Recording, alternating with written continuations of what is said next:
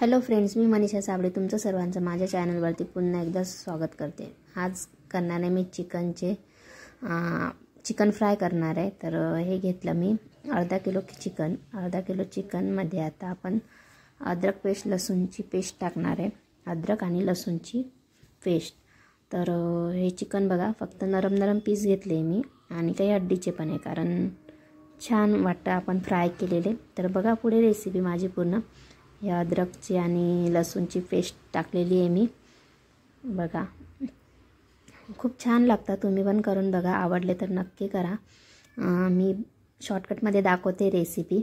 माझा व्हिडिओ आवडला तर नक्की लाईक कमेंट शेअर नक्कीच करा। हे बघा टाकली मी। आता काही मसाले ॲड करणार आहे त्याच्यामध्ये, मीठ आणि आपलं ते फ्राय केलेला आपण जो चिकन फ्राय करतो तो मसाला मी रेडीमेड आणलेला आहे। तर तो रेडीमेड टाकलेला आहे मी, कारण घरी पण आपण समजा रवा कॉर्नफ्लॉवर वगैरे ते टाकून आपण बनवू शकतो, बेसन वगैरे, पण हा रेडीमेड आणलेला होता मी, तो टाकला त्याच्यामध्ये।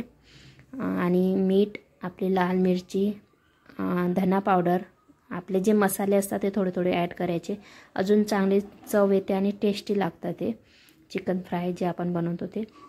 हे बघा मी पूर्ण टाकलेलं आहे त्याच्यामध्ये फ्राय मसाला, आणि हाताने असं मिक्स केलेलं आहे मस्त। आणि अर्धा ते पाऊण तास मॅग्नेट करायचं त्याला।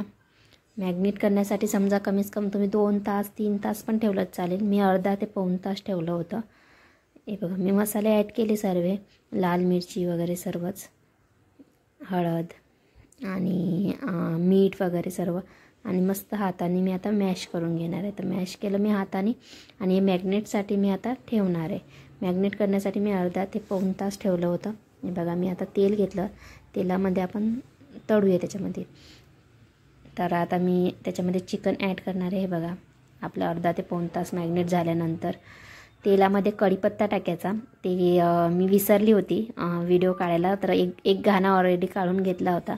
तर मी जेव्हा आपण तेल कढईत ठेवतो तेव्हा त्याच्यामध्ये मी कढीपत्ता टाकला होता, कारण कढीपत्त्याने वेगळा सुगंध येतो आणि खूप छान लागतं खायला पण। तर मी तेलामध्ये कढीपत्ता टाकते। कढीपत्ता टाकल्यानंतर मी एक घाणा काढलेला होता, आता हे दुसरा घाणा दाखवते मी तुम्हाला कसा होते। तर बघा मस्त दोन्ही साईडनं मस्त होऊ द्यायचे, आणि कमी गॅसवर होऊ द्यायचे, कारण कमी गॅसवरती होऊ दिल्यानंतर आपले चिकनचे पीस व्यवस्थित शिजतात। हे बघा एक गाणा काढून झालेला आहे, तर मी दाखवते तुम्हाला। अशा प्रकारे झाले, मस्त कुरकुरीत झाले होते आणि खूप टेस्टी लागत होते। या खायला तुम्ही पण। माझा व्हिडिओ आवडला तर नक्की कमेंट करा, शेअर करा।